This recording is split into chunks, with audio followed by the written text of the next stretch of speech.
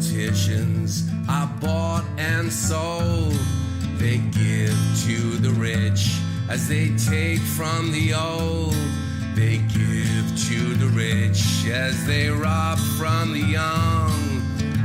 On the end of their lines, at the point of a gun. Truth versus politics. This is not bizarre. So basically you won't see the person that's interviewing me, and I don't know the questions that they're going to ask me. So you're going to see my honest answers to this, and there's a good reason why this person can't be on record or on show. But anyway, that's just maybe. Carry on, whoever you are. This is kind of odd. Yeah. Anyway, we can figure it out later. Yeah. I don't know if you've seen any of the other articles that we've done, but it's kind of quite a low-key chat that we've had with other candidates. Cool. As you can imagine, a lot of them have sent out press releases. I have seen the one that I don't know if it's your colleague who I've been communicating over. Yes. Yes. Yeah. Yeah. So I've had a brief look over that, but I kind of wanted to meet you in person and kind of hear it from you and have a chat about what's brought you to this point, really. Yeah. So in terms of your background, I saw that you kind of born and raised here in Chippenham? No, actually my father, bless him, was in the Royal Air Force, so as it was then, RAF Hallabbington was the last base that he was stationed at while we were. So I went to Sheldon, finished my education at Sheldon, did a bit of sixth form, and then did Chippenham Technical College, which actually, bizarrely, I was quite engaged in political discourse then. I was a social secretary, but ended up organising anti-apartheid marches, possibly one of the first ones ever in Chippenham, and worked with the regional National Union students, went to the national thing, voted on lots of things, went to London lots to protest against student cuts, etc., etc. So I was known as Red Ed well before, what's his name? It was going to be Prime Minister, but then he awkwardly ate a bacon butting and was never going to be David. Is it David? What's his name? Don't know what his name is. Anyway, so basically I was known as Red Ed because I was very political. But I've always been social political, I'm not party political, I don't have any party allegiance. So did you go to, I thought you went to school around here? Yeah, Sheldon. Yeah. Yeah, that was where I finished my education, Sheldon School. Very fine school in Chippenham, one of 3 secondary schools, yeah. Mm-hmm. So you've always known the area quite well then around here? Absolutely. Not only that, I mean, I did lots of events and what have you before I then left to go to London, but chose to come back here when I got married and had kids. It's like, right, this area is fantastic. It's really creative, always has been. Really supportive. It's changed. Obviously, there's been a massive development, property development, because of the railway and the M4 corridor, which has not helped anyone, I guess, but property developers. A lot of the infrastructure is missing, but worse than that, even the infrastructure that was there previously, like the Bridge Centre, which was a youth and community centre, was destroyed as part of Cameron's austerity. So more and more of the areas that we would work with people and have spaces to work with have been destroyed. Whenever that was, this austerity movement, that was before COVID, that was before, so it's been, whatever reason there has been nothing but a degrading of the community opportunity with regard to places. The youth service has gone, all these different aspects of how the society or the community have been undermined by political manipulation. Not for the benefit of the communities, of course. And going back to your kind of background and interest in politics, where did that nickname Red Ed come from then? Because I was quite active with regard to anti-apartheid. I in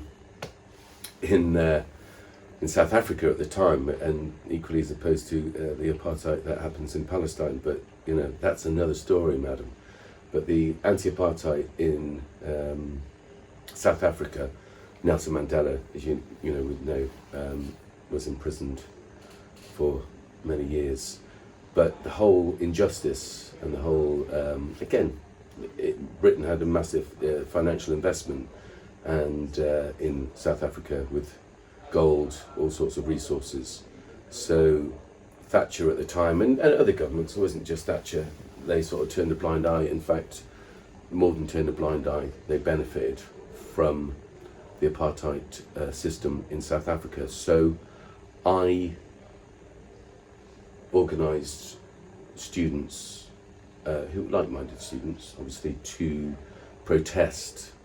It's quite interesting as well, because I was probably in my early 20s. I remember ringing the local police station and asking who I needed to talk to, the sergeant on the desk, I presume, who did I need to talk to with regard to organising a protest march. And there was a little pause, and he said, well, we wouldn't be very happy with that. And I went, well, you might not be happy, but it's our democratic right. So who do I need to talk to? Same thing with the principal of the college, because they were getting support from Barclays Bank. They weren't keen on the students being seen to be protesting against Barclays because they had a particular connection with South Africa. So he tried to oppose it, he tried to stop it, but through all that, we went and did it. We had the television, we had the chief of police there in the end, and then we staged a sit-in in the administration block because the principal had tried to threaten the students with cutting off their grants and all sorts of stuff. Really quite malicious.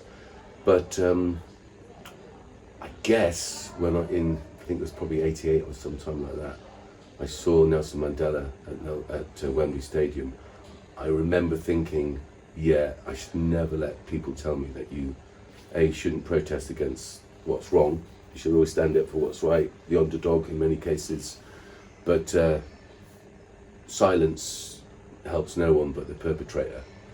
So I've been very vocal since, actually. But again, never politically aligned. I've never, in fact, I will confess it now, God bless me. The only people I've ever voted for is Lib Dems, which I would never do again, which is another reason why I've come to the conclusion that I needed to step in on behalf of the communities that we work with. There's like some really, we work with homeless people, we work with all sorts of children in care. We're always in the areas around this country where most people daren't go, hence why the government asked me to advise on community cohesion, because they knew I went into all these areas. And they were clever, they were kind of like civil servants at the Department of Culture saw one of the projects that we did for homelessness, a national project, which again, when was that? We wouldn't have been able to do that without the help of Mel C from the Spice Girls.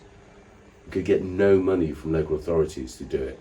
So we went from trying to get 2 projects off the ground in Bath and in Devizes, couldn't find any funding, to getting funded by an ex-Spice Girl, current Spice Girls, however you call it, releasing a single, and us doing this national tour of homeless projects, giving them a voice, making films, doing all sorts of creative stuff, then having a national conference, inviting the Department of Culture coming and going, wow, this is amazing, because they heard all the anecdotal stories from the people involved, some who had been homeless for years, and suddenly back in work, back in education, had housing, and it was like a miracle cure. It wasn't. It was actually about approaching the problem from a different perspective, purely creative and very empathetically about the individual's perspective, allowing them to find a voice and to communicate. So we had conferences in each of the areas, Swansea, Nottingham, Bristol, whatever, where they fed back to local councils and councillors and whoever came to listen to the consultation. They fed back on the reasons and they're all different, the reasons why people become homeless. So the Department of Culture were like, wow, that's amazing, how did you do that? And it's like, well, then I explained to them that we couldn't get a grant for it from the Arts Council. And they were amazed, and they said, why is that? I said, because they don't think it's possible. course, they were at the finale of that project, so they realised not only was it possible, but it was really powerful. So they said, look, okay, would you come and advise at the Home Office, the Department of Culture, the various ministers about this type of perspective, community cohesion? So I said I would, but only if they helped us write a bid for the same homeless project to be repeated the next year, because they funded the Arts Council. So they agreed to do that.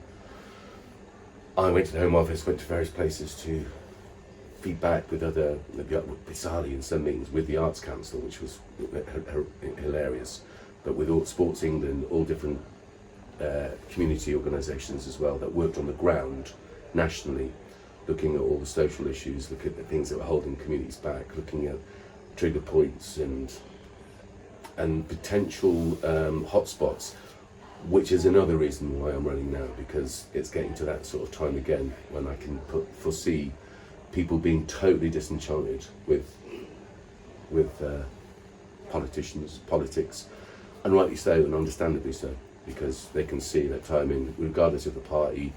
When the Lib Dems got in, they dropped their principles, they ended up supporting the Conservatives, so they're all just in it together. There needs to be a different way of putting forward people's needs and highlighting them and having their voices heard, because they're definitely not represented by the typical political parties, politicians. So is that why you would describe yourself as not politically aligned? Can you talk a bit more about that? Yeah, because I don't, I really don't understand why it is, because, well, maybe I do, but essentially, I've always thought it's a bad idea to be locked into one type of political ideology, because none of them are pure, none of them, even if they're in power, carry it out. There's always this amazing compromise that is not a compromise based on the needs of the electorate, because if it was, we wouldn't have child poverty and we wouldn't have homelessness. I mean, they're really basic things that they've been ignored year in, year out, election in, election out. You can see that whoever you would be politically aligned to, you wouldn't be fulfilling any type of honest endeavour, because, well, explain how child poverty's risen to 4.3 million. It's only got worse. How could that possibly happen when we know?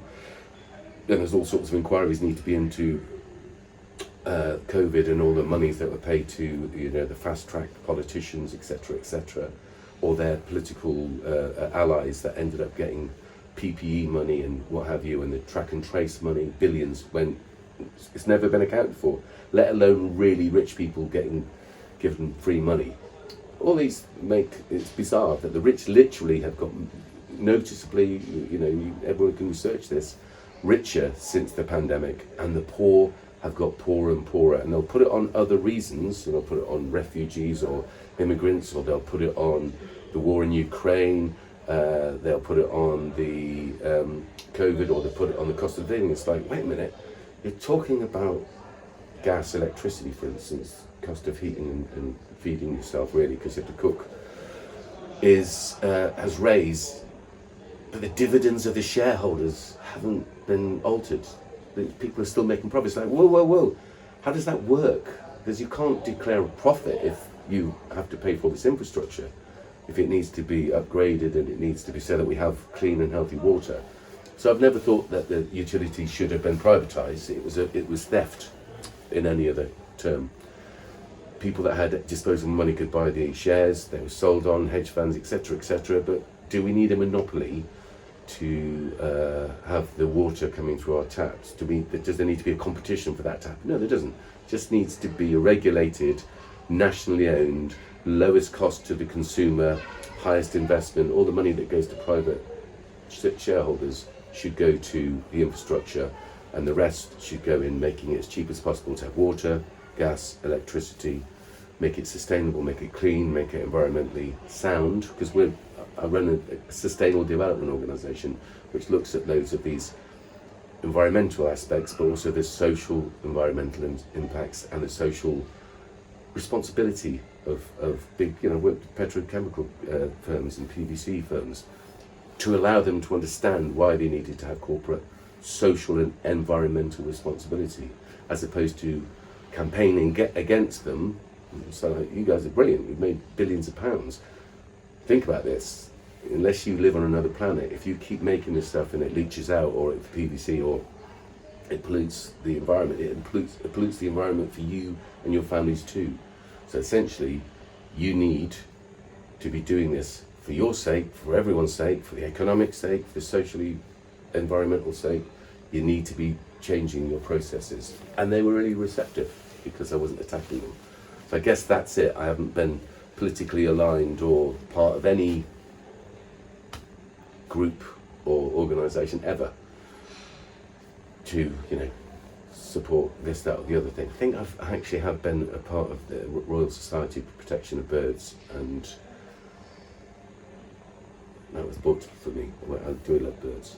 Although I do love birds. Bringing it back to Wiltshire a bit, That one applies to Wiltshire. Yeah, do you have any thoughts on the political boundaries that have been redrawn in Wiltshire for the constituencies this time around? Well, the fact of the matter is, we run an alternative education programme. So we get to send children, and we work with families from all of the areas all over the Wiltshire, Bristol, around the area. So for me, the work that I've done for the last 25 years, I worked with all these schools, with all these different areas. Villages send the kids to the schools that send them to us if they need special support. So we have, and we do community projects in Cairn, Corsham, in the harder areas. Over the years, we've done masses. So what do you think about the boundaries? I think that the gerrymandering, as it's called, that the political party in power will always try and make it best for themselves. So they'll always look at how they can maintain power. Again, nothing to do with the needs of the constituents or the electorate, purely to maintain power. And they maintain power, so they maintain the flow of money that they get and directorships and all these interesting ways that they can give their friends contracts. Put it bluntly, it's a con. Do you want to elaborate on that? Well, they did it in Northern Ireland. That's exactly what happened in Northern Ireland. So the Northern Ireland is 4 provinces: Ulster, Leinster, Munster and Connaught. And what people think is Ulster isn't Ulster. Basically, they had to cut off a whole swathe of that old province, which would have been truly northern. The most northern part, bizarrely, of Ireland was cut off because it had too many Catholics in it. So they had to cut it off and make it look like that the majority were Protestants. So they do the same thing in the constituency boundaries. They look at where they think they would be able to maintain, in this unfortunate situation, as many conservative likely voters, so that they can keep their seats safe. Shame they don't do stuff while they're in power to actually alleviate poverty, child poverty. Like I said, our particular ex-MP parachuted in from somewhere else. Don't get that, don't agree with that. I think people should have to live in a constituency 5 years before they become allowed to run for campaign to be an MP. They should live in a constituency 3 years to be a town or county councillor. It's appalling that even at the town and county level, we have people coming into towns purely to get elected and to support political parties.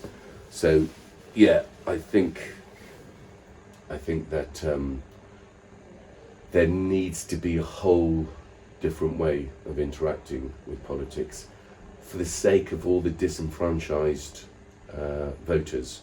Because unfortunately what happens is more and more people are disenfranchised or disillusioned, less and less vote.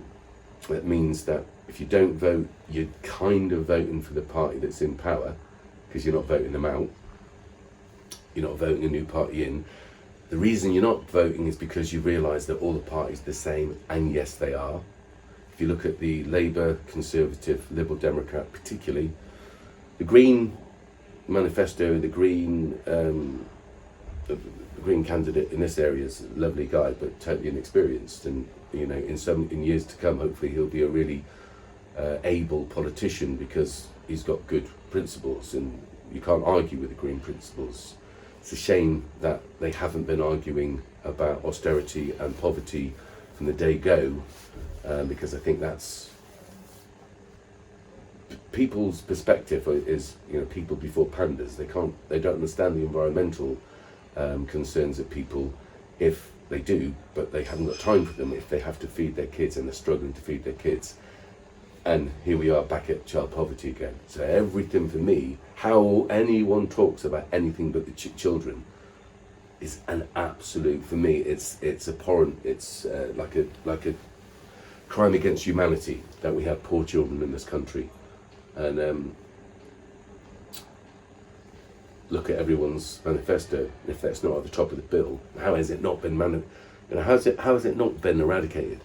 They can come up with all sorts of money to pay friends, contracts for all sorts of stuff. They can do HS2, which arguably has never been needed, and certainly after COVID isn't, because less people travel, because less people want to work in cities. So, and then they stopped it anyway, but they destroyed swathes of the country. For what? For giving an infrastructural contract to the friends of people like Boris Johnson. And bless him, hasn't he done well? You mentioned there about the Green Party candidate in the area being inexperienced slightly for the role. What kind of experience would you bring for people who perhaps don't know you well in the area? How would you represent them? Well, the interesting thing is if you were to look at the job titles and the roles of the other candidates, Sarah Blesser's an architect. I don't know that she spent too many times in and around architecture of the poorest percentage of our community. In other words, her job is architecture, which is fine, it's a very worthy thing, well done. However, I've been working with people and their needs, poor, homeless, but I'm working with big businesses that I've been advising. I don't think any of the other candidates have been asked by previous governments to come and advise them. They haven't reached out to Nick Puntis or Sarah or Declan to say, can you tell me, due to your experience, how we could run this country better? They've asked me that. There's a white paper called Parallel Lives, in fact. Parallel Lines, that's an album by Blondie. Parallel Lives, which you can research, and you'll see the depth of the consultation. And again, we consulted with ministers about the needs of children in care. So I've been working with some of the most disparate parts of the community, and it's only been made harder by local politicians, particularly Lib Dems. So I have had enough, really, on behalf of them. It's like, well, I've got all this experience and this information, and it's been really useful to ministers and what have you. Maybe it'd be even more useful if I was in the corridor, because all the business is done in corridors and bars in Westminster. It's not done on the House of thing. Everything's preordained before they sit down. So I would do my best with other independents and like-minded people to voice up for all these until child poverty is eradicated, till homelessness is eradicated.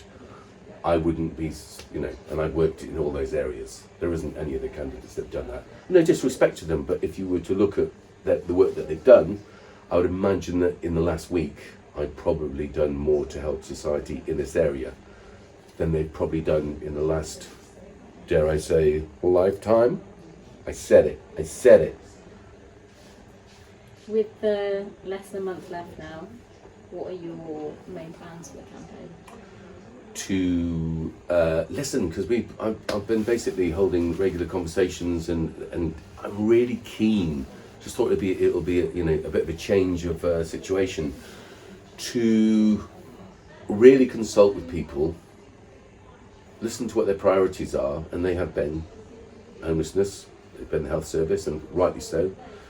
I've been very fortunate I've had cancer. So I've been receiving amazing treatment from my local, doctor surgery, and also Bath Royal United Hospital. And I've had skin cancer and prostate cancer. So I've been there for different reasons in different departments, and I've been amazed at how brilliant they are.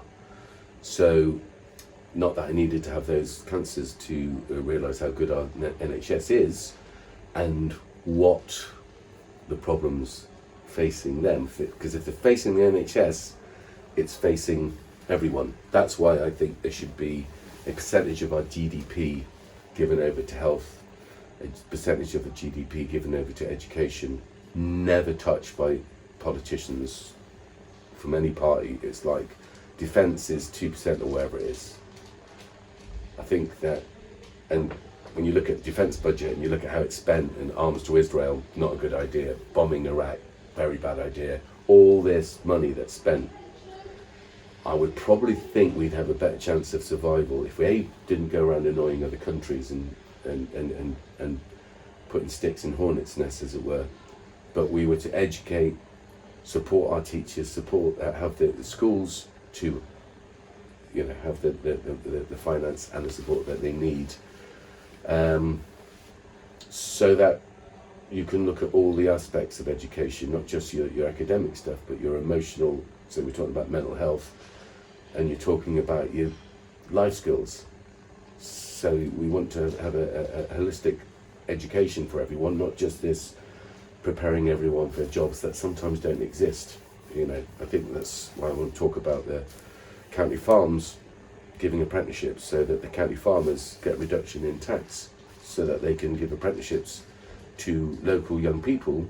Not only will we generate more locally sourced food, seasonally produced food, we'll also educate the next generation to the importance of food supply. And I think that the farmers have unfortunately been left out of many of the conversations. It's like, how are you crazy? So you've got child poverty, you've got homelessness, and what's our food supply, and how badly damaged was it by Brexit and by COVID? Yeah, we probably need to have a locally sourced, seasonally available cut down on air miles. It will help us environmentally, sustainably, but more importantly, it's food, people. We all need food. And I think that not only do we need to be supporting the farmers, we need to be saying to the supermarkets, you can't be just destroying this food. That's the excess. That needs to be going to local schools, as a matter of law. It's not like, you want to create this 2-for-1, you want to do all that? Fantastic. How about this then? As soon as you don't think that that's, you can't sell it, it should be going to food banks, care homes, you name it. As long as it's obviously edible, in my view.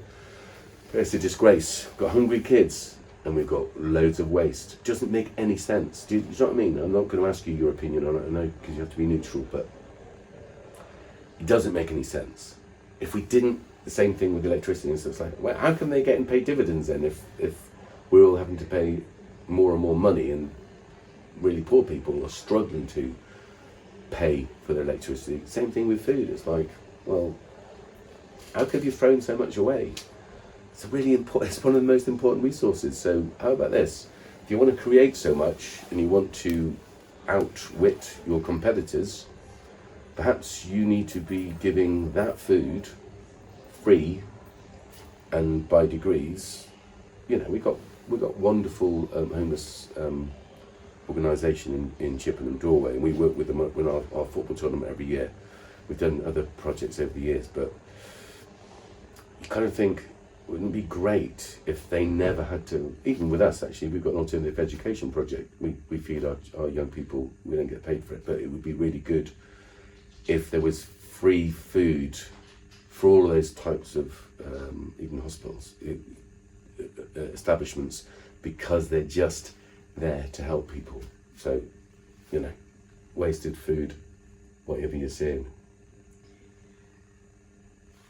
So we've spoken about what your priorities would be. It sounds like if you were representing people. Yeah. From your discussions with people in this area, would you say that their main concerns kind of align with that, or have you heard any other concerns? Yeah, that's it. This has been the idea of having this beautiful thing about this social hub is that's all we do is talk to people on a weekly basis. So we've had this for over 3 years. This was the first social hub in Chippenham, and we run it. We were offered another space first, then this one. We've used it as a warm space. We didn't get any financial support for that, But what we do is have lots of conversation, which is again the reason why I've felt, yeah, I've got all this information. People are telling me stuff all the time, and it's from key meters right through to mental health, lots of mental health. You know, the lack of, and we work with mental health organisations and we help train them and stuff. It's like, it's not for want of willing. They're amazing people. There isn't enough capacity in the system for it, and it's crazier than crazy because there's an ever growing number of people who have mental health issues. Excuse me while I explode. So basically, I'm not an architect. My day job isn't sort of scrutinising the measurements on a lintel. It's listening to people or facilitating people in their situations, and that's all manner. And what are those people saying? You said they're mental health concerns. Yeah, mental health's massive. Mental health is a really massive one, and I think that sometimes people's mental health is affected by their living standard, by the cost of living, whether they're getting the right food, whether they're particularly getting the right sleep, if their living situation is suitable. So all these things are kind of banded together. They're all interconnected. In the same way that human beings are a part of nature, not apart from nature. So we should be really mindful about the green environment, as it were. But simultaneously, we're all propagandized, shall we say, to look at spending money on needless things when our basics haven't been covered. So cost of living obviously comes up a lot from the cost of their electricity bills, gas bills, etc. Mental health is a massive one. Homelessness, so we have people who are homelessness or in need of that sort of support that come here regularly. Homes, mental health, health service, dentistry as well. Dentistry is a sort of a big getting NHS dentists. So I mean, you know, I would probably think that we need to be campaigning to ensure that either all dentists have to have 50% NHS patients, or private dentistries should be taxed at a different rate, a higher rate. So it should be tax relief for all dentists that give NHS services, and private ones, because they're obviously in it for money, have to pay more money to the overall bill. I go across the board with that. I think there should be a different tax regime for people that are key workers throughout the COVID. They're some of the people that you go, oh yeah, we can't do without them. Shop workers, you name it, sewage workers, refuge people, the services, the armed services, as well as the police, etc., ambulance, nurses. Like, right, maybe we shouldn't be charging them. Maybe we should only be charging them 5%. So in real terms for them, that would be a bit of a pay rise. And maybe we should be really taxing all the bits of the tax that isn't really fair. Corporation tax, capital gains, for instance. Why is that at a different rate than normal tax? In fact, if anything, over a certain point, it should be taxed to a massive, because you don't need it. Once what you doing with all this money? Because you can't eat it. What are you doing? Are you buying up resources so that the house prices go up for everyone? Why, you crazies? Also, social housing in this constituency, I don't think we should be building anything but social housing if we're building anything at all. But ironically, there are more people with second homes than there are homeless people in this country. Go figure that for a rational, compassionate society. You've got people that have got more than one house outweighing the amount of people that need a first house. So maybe the principle of everyone should have one house before anyone can have two. But I certainly think we should restrict the sales and ownership of second homes. And if people are worried about that, they should work with some of the homeless people I work with and realise that possibly they need to get their heads into the game a bit more. So restrict it in what way? Can you kind of give an example? Yeah, I would say that it's the legislation. You can't have more than one house. You can't be making money off property. Why would you? It's like air. It's like water. It's like gas. It's like no. These are areas you can't. You can't make money out of that. Again, that's where the rebalancing. I would absolutely ban offshore shell companies, foreign investment, money in offshore accounts. Get rid of all that. I would stop the tax relief that private schools get. A lot from charities. It's like, that's absurd.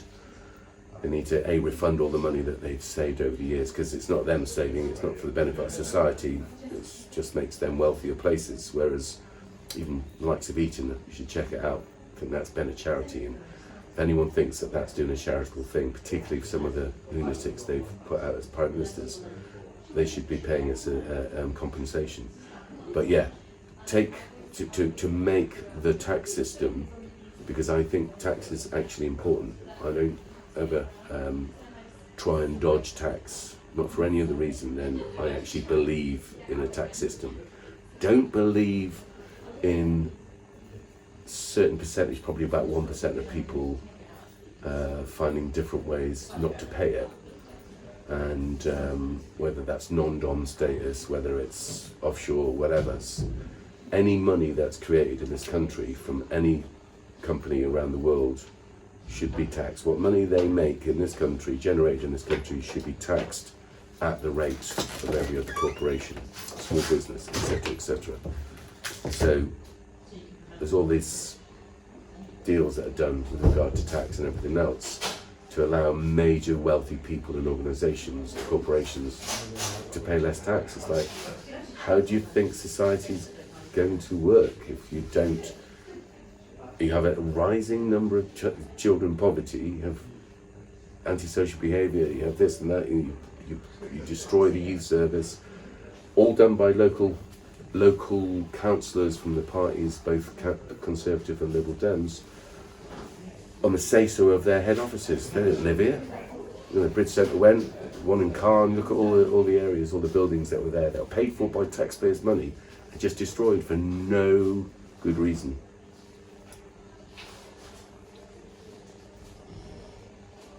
What would you say to voters in this area that are still on the fence? They've been seeing kind of the political discussion back and forth now since the announcement of the general election. Some of them, I imagine, are still on the fence. Why do you think that they need change, and why do you think people bring that change? Well, they can happily look at there's lots of archive of the work that I've done with Can Do Arts for Sustainable Development over 25 years. So that can't be changed. I'm not going to go back and rewrite history. Look at all the dates on the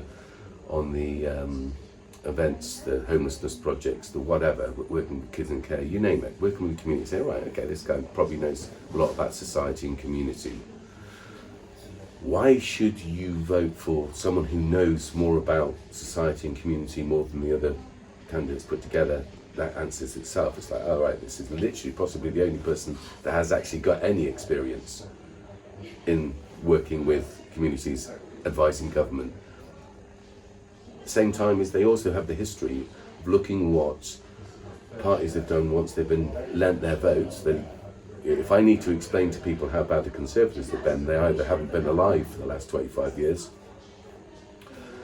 and Tony Blair's Labour didn't do what they should have done. So Labour, Conservative, Lib Dems, as soon as they were voted in, they helped the Conservatives maintain power.